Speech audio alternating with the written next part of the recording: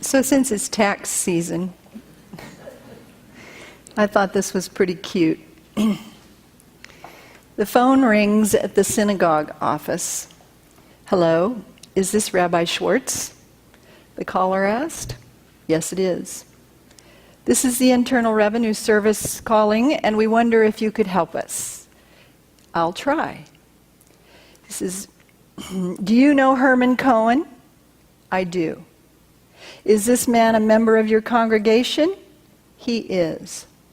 "Did he donate $20,000? "He will."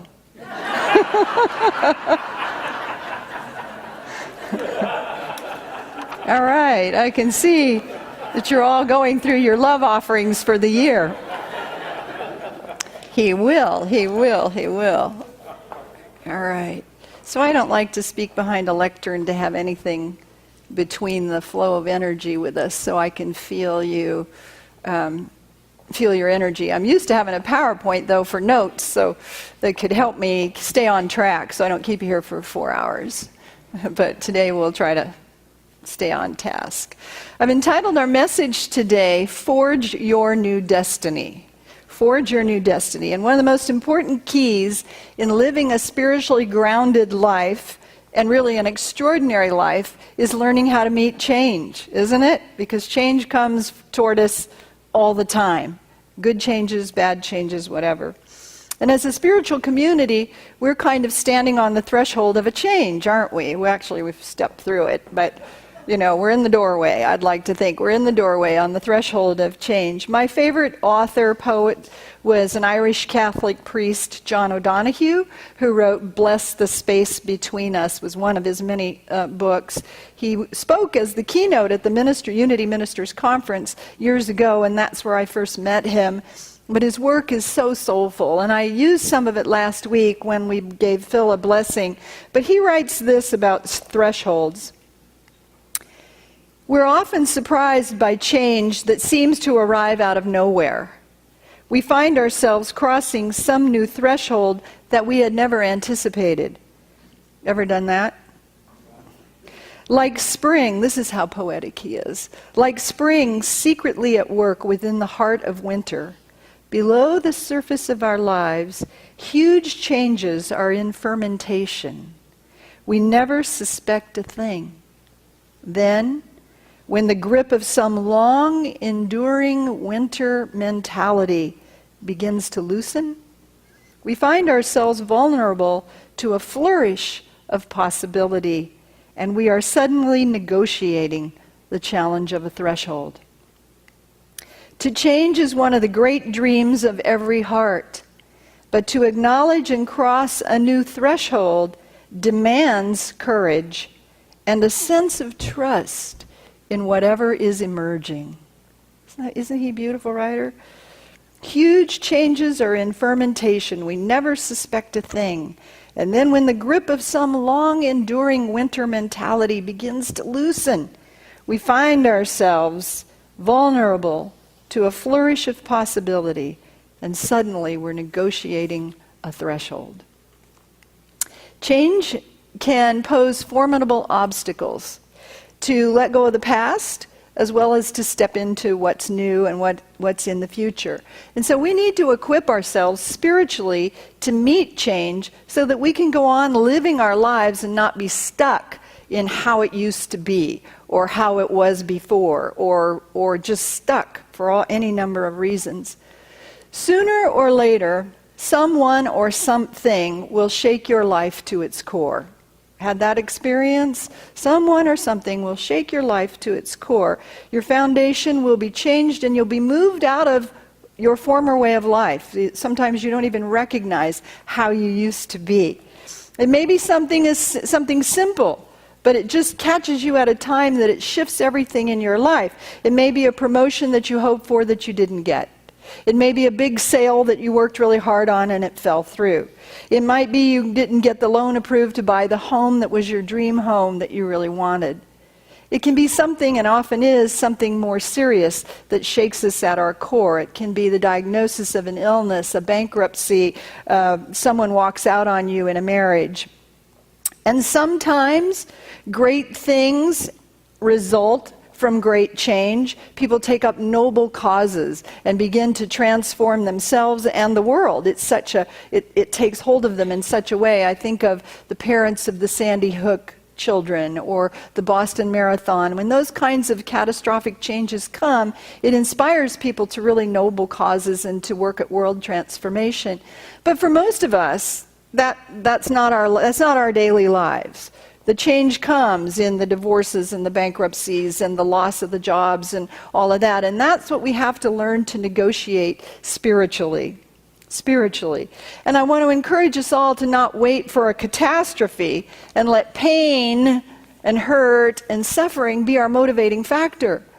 We want to use courage and wisdom and love to live fully now, don't we? And we need our spiritual truth to be able to do that, to meet some of the change that we have to meet.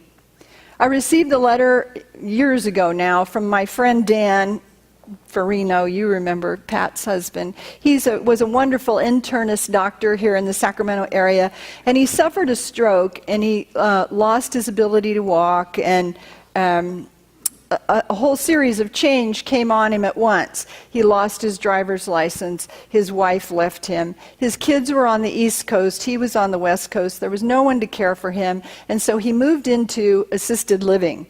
And he said he didn't think he could find meaning in his life ever again, that dealing with the stroke was his darkest hour. And he said he could have easily given up and sunk into disappointment and regret and a black hole of despair. But he said he quit mourning over what he had lost, and he opened to receive God's mercy in the experience so that he could forge a new destiny. Now, Dan was a Brooklyn, Italian, New Yorker, type A, high-achieving, successful doctor. And he said to me from his Catholic training, the mercies of God are fresh and new every day. But that's what he had to take hold of in the midst of this transition that he was in. The mercies of God are fresh and new every day. And in the Catholic ritual, you know they tap their heart. Some of you, how many of you are former Catholics? I was Catholic. So my internist friend, not Dan, but another one, said, this is tapping the hypothalamus gland, which strengthens your immune system when you do this. And so the Catholics use this for God have mercy, Christ have mercy. God strengthen me, Christ strengthen me. And I like it when we do ritual and physical. I like physical prayers. I like Leroy White, one of the musicians that used to perform for the International Youth of Unity, had all these instruments and it was rocking out. It was wild, but he called it sweat your prayers. You know, you dance until you're just sweating and you're in this altered state of consciousness. It was great. But God have mercy, Christ have mercy. God strengthen me, Christ strengthen me. And when you sit with that, you know, you can feel that. Well, here's the letter that Dan sent to me.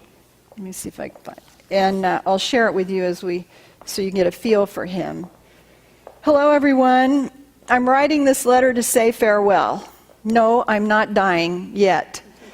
You may remember that I've been trying to go to Africa on a medical mission. The story is a long one, so I'll give you the Cliff Notes version. I decided that I was not getting any younger. I realized that if I was going to achieve my desire to do something to repay the human race for all that God has given me, the time was here. I had to shake myself out of disappointment and despair and get a new plan. All in all, I've had a very good life, especially as a doctor. Also, I have always dreamed of going to Africa. I applied to the Catholic Medical Missionary Board and completed their gigantic 200-page application. I attended an interview in New York City in May. All went well, except that since the stroke, I'm using a walker. At the urging of my good friend, I enlisted the services of a specialist at the medical center to help me eliminate my dependence on the walker. With his help, I've come a long way. I can now walk 200 to 300 feet with only a cane and 100 to 120 yards with only the brace. The medical board, however, is thinking that Africa, with no paved sidewalks or valet parking, Dan always used valet parking, that may not work with my health challenges. But the island of Santa Lucia in the Caribbean is beckoning with a serious need for a medical doctor. In sunny weather, I could sit in a chair and meet patients and only stand when I examine them. So keep your fingers crossed for me. By the way, I attended driving school at the request of the motor vehicle department and have regained my driver's license. Now, I rode in the car with Dan a lot of times. He drove a 560 Mercedes SL, one of those great big cars. He had so many speeding tickets that DMV revoked his driver's license. So this idea that they, at the request of the motor vehicle department, no, he was required to go to driving school to get his license again. My next adventure will be in cyberspace, as I'm going to master email and the internet before I leave. I'm now collecting addresses, so please send me yours and plan to visit me soon for sure before I go, as my friends are planning a bon voyage party to be held once all the arrangements are complete. Love, Dan. P.S. After Santa Lucia, I plan to move back to California if I'm still alive. He was really kind of funny, too. The mercies of God are fresh and new every day. So that's a little insight into Dan. There's a certain innocence and excitement and promise about new beginnings, isn't there? When you're stepping across the threshold, when you're making that step out. A new beginning is ultimately an invitation to forge a new destiny. To forge a new destiny, to carve your future, to cast your life out in front of you. There's a quickening of the heart that calls forth change. And John O'Donohue, these are a lot of his great sentences this morning. Somehow the eye of desire can glimpse possibility where the over-familiarized mind cannot see it. Right? That desire that stirs in your heart. For this reason, beginnings often frighten us because they can seem like long voyages into the unknown. And the unknown can be scary to us. I'm afraid to step. But something new can only emerge when you do step. When you do step out on that unknown and that voyage. We've all begun journeys that we've had to travel through that have resulted in great things, but we've had to navigate through some dark valleys, haven't we, in order to reap the rewards of all that the journey offered us. So to forge a new destiny, as you're thinking about your own life this morning, we need to take a look at where you are presently, where you've maybe become stagnant, and where a new beginning might be ripening, that fermentation underground. Where is there a new beginning ripening in your life? And Father O'Donohue offers several good questions that you can ask yourself in your prayer time. He says, at which threshold am I now standing? And we could go around the room, be different for all of us. Maybe you're not standing at one, maybe you're comfortable in where you are. At which threshold am I now standing? At this time in my life, what am I leaving? And where am I about to enter? What's preventing me from crossing my new threshold? And what gift would enable me to step out? So this morning I want to look at a few gifts that can, if you're standing on a threshold, can enable us to step forward into that life that Spirit has for us. It's a magnificent life and a magnificent journey. And I hope you, like me, since I kind of say we're Unity 401, we're not beginner Unity students, that you're at a place in your life where you can free fall on Spirit. That you just step out and you just trust what's happening. I hope so. Number one, listen inwardly, right? The silence and prayer. We need to constantly refine our listening, because when a great moment knocks on the door of your life, sometimes it's no louder than the beating of your heart. You hear it, but you have to get still to hear what's trying to emerge. You don't hear the little tentacles growing underground until they pop their little leaves, that first little green leaf through. Number two is to have courage. A threshold can only be crossed when your heart's fully engaged. You could feel that in Dan's letter, couldn't you? I'm going, Santa Lucia is beckoning. I'm going. The heart was fully engaged. And recognize that no threshold need to be a threat, but rather it is an invitation and a promise. The Spirit of God never gives us anything we're not equipped to handle, never gives us more than we're equipped to handle. So the invitation is there, but the promise of fulfillment is right behind it, right included with it. We have to let there be a healthy tension between the life that we've settled for and the desires that continue to present themselves, right? And when you're listening for the voice of desire, you want to listen for that thing that continuously disturbs you, because that's the nudging of spirit. You know, we get a lot of ideas in our mind, a lot of maybe I'll do this, maybe I'll do that, but the one that floats back by continually, that's the one you're listening for, that you want to pay attention to. Number 3, to cross a threshold and forge a new destiny, you have to leave the past behind. No matter how sentimental, how romantic, how marvelous, how terrifying it was, you have to leave the past behind. You can't live back here and step out here, right? The Christ of your soul is beckoning and will beckon you to new beginnings. Dan said, this island of Santa Lucia is beckoning for a doctor, with a need for a doctor. So no matter what you've gone through, how disappointed you are, the mistakes you've made, the missteps you've made, the negative experiences, whatever might have happened to you, God within you is greater. God within you is greater. And all of those circumstances have made you who you are, right? But I don't really want to know who that was. I want to know who this is. I want to see you live this person, not drag this thing behind you. You know, I always say, as I fly, I've gotten better. I only have one small carry-on. I don't have any baggage in my life, just maybe one small carry-on. I'm still dragging behind me. If you're dwelling in blame and frozen in resentment and regret, immobilized by bitterness, or living in what the recovery community calls wounded pride, all my sufferings, you know, you're hindering your life and your future and your current life. And you have to leave that past behind in order to forge that new destiny.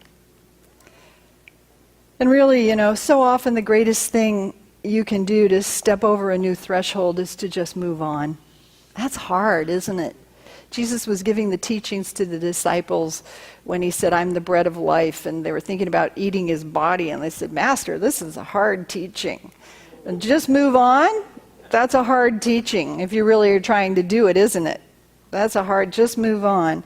Naturally, you're disappointed about something. You've poured your heart and soul into that place, that position, that marriage, that dream, and it didn't work out, and now you have to start over. Or it's completed itself, right? All of us in this room have lived long enough that we've completed things.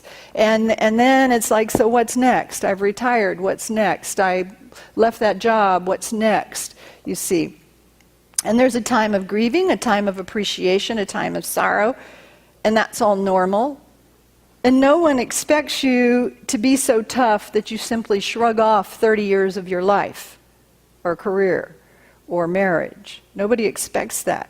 But if you're stuck in an experience that took place 6 months ago, or 2 years ago, or for some 30 years ago, asking why did this happen, or still ruminating about it, such questions are valid for a time, but at some point you've got to step over that threshold.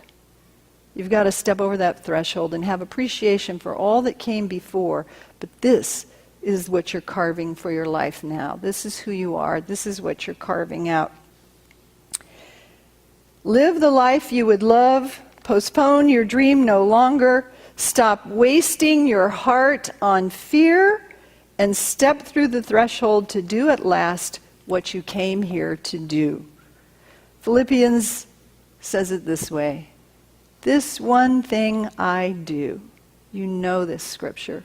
Forgetting what lies behind and straining forward to what lies ahead, I press on toward the goal for the prize of the high calling in Christ.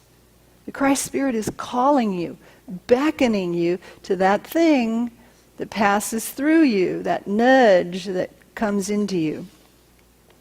Fourth, to forge a new destiny, you have to learn to get up on the inside. That's Joel Osteen. Get up on the inside, if you watch him. Dan got up on the inside. You could see that in his words. He said, I had to shake off disappointment and despair. I applied to the medical missionary people. I've completed their gigantic application. I hired a physical therapist. I can walk 300 feet with a cane. I've regained my driver's license. I'm going to Santa Lucia. Right? Get up on the inside. Set a plan. Get a plan. To get up on the inside, your attitude has to be, this was all that I was, this was my place in life, this is changing, and this is who I am now. This is who I am now. You get up on the inside when you rise up and say, I don't care how hard this is, I'm not going to let this keep me down or get me down. Dan didn't stay in an impossible dream. He wasn't afraid to let go of Africa, which was a lifelong dream, and change to Santa Lucia, because the mercies of God are fresh and new every day. And he was stepping into that current to let himself be guided to his right and perfect place. To forge a new destiny, you want to learn about the limits of God. Now, what do I mean by that? How is God limited? Spiritual law is set up so that limits are built into every situation in your life. And it's limits by right of consciousness.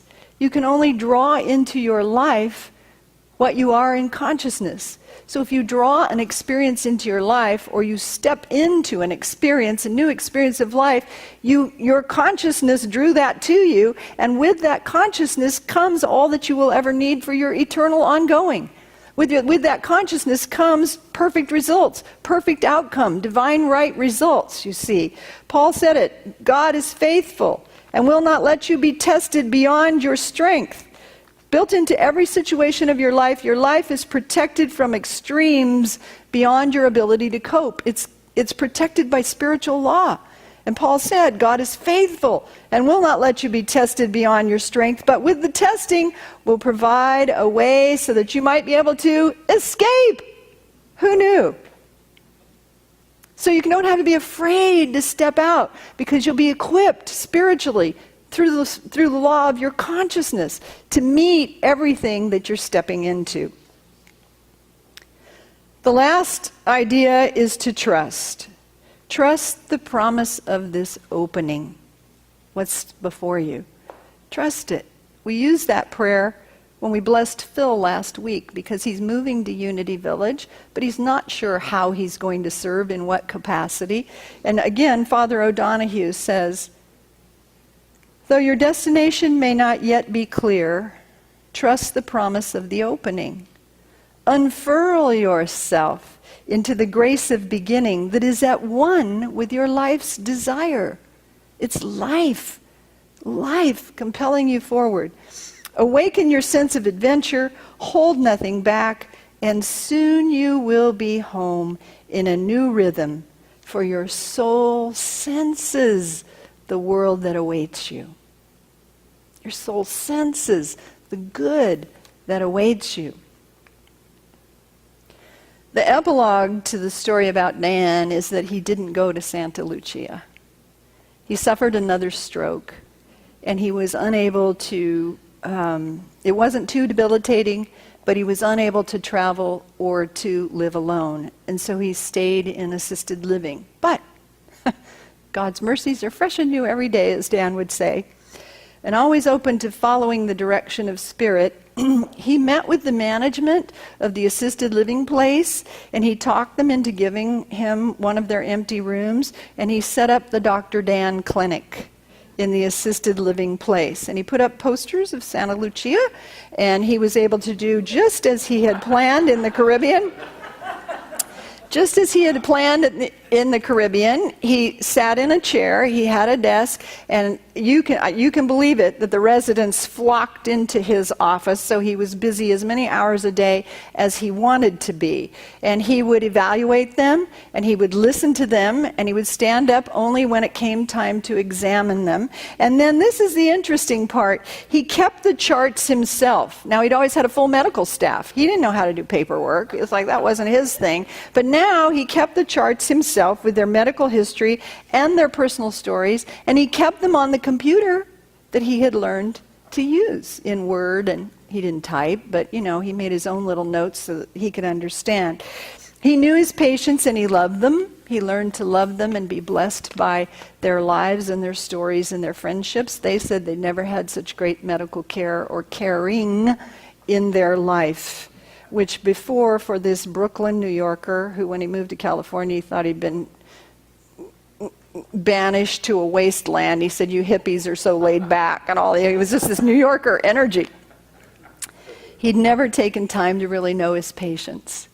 It was medicine for him, and he'd prescribe whatever, and so he got to know them and love them. And forging his new destiny, he blessed countless numbers of people with his loving care. He passed 2 years into his Dr. Dan clinic, but he passed with his heart full of love, feeling that he accomplished his work in medicine that he came to do. When the heart is ready for a fresh beginning, unforeseen things can emerge, can't they? You cannot know what's to come, but you can know that Spirit will remain faithful to you, blessing you always with visible signs of invisible grace. That's how grace works.